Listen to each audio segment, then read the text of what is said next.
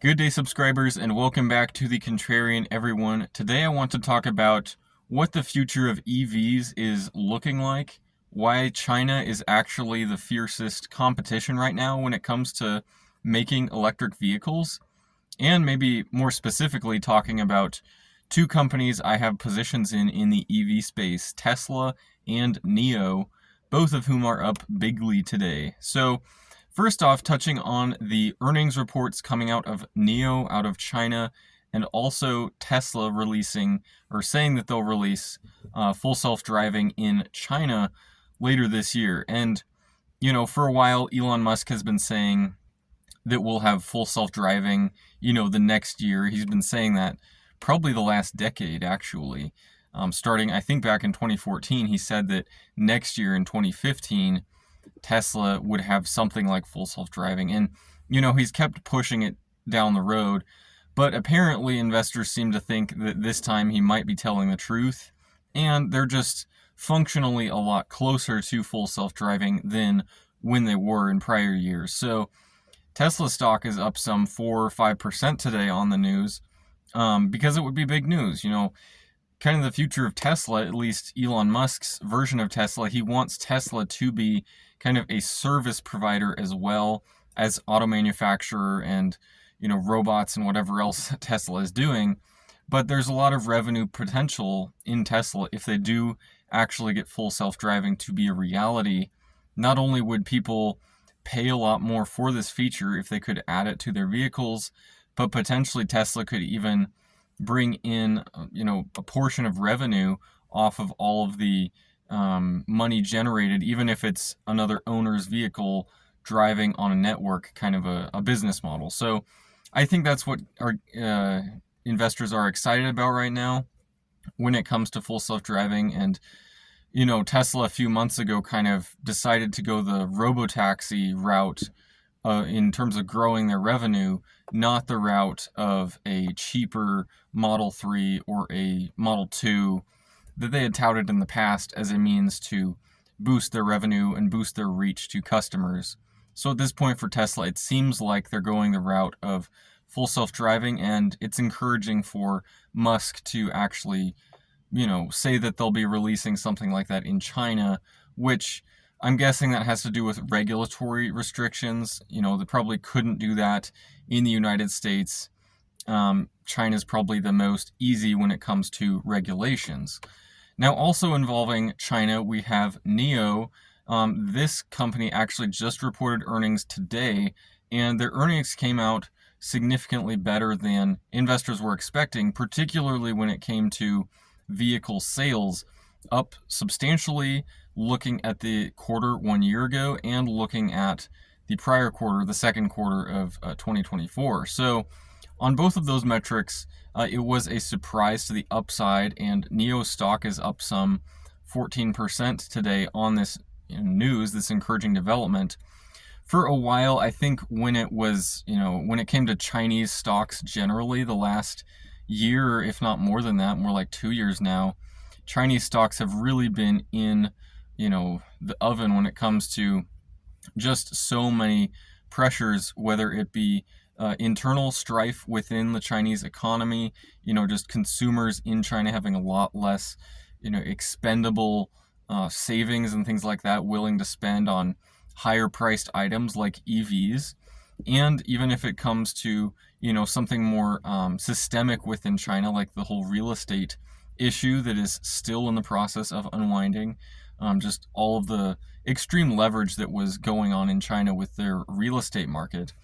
And that still continues to be an issue for China. But I think it surprised a lot of people today to see Nio's numbers come out a lot better than what the street was expecting. And Nio, I've oftentimes called it the Tesla of China, because, BYD, their models are really nice, but BYD's models are typically competing kind of in the lower price category, whereas Nios are more competing against Teslas sold in China and other vehicles like that. So, maybe going a little more into the future of EVs and why it appears to be Chinese EVs that are really taking over the EV landscape right now. It 100% has to do with manufacturability and total cost when it comes to manufacturing electric vehicles, because they are expensive to manufacture. Not only are you dealing with a lot more expensive input material costs, because you're using materials like cobalt, manganese, a lot more copper than usual.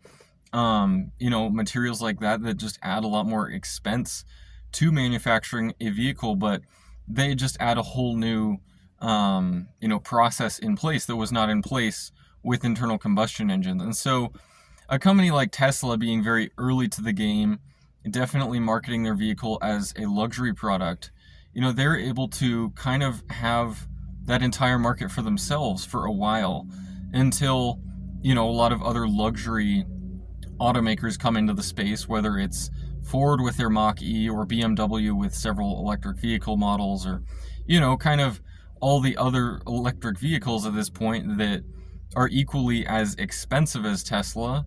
You could debate which one's better or not. They're probably all pretty comparable at this point, I would think.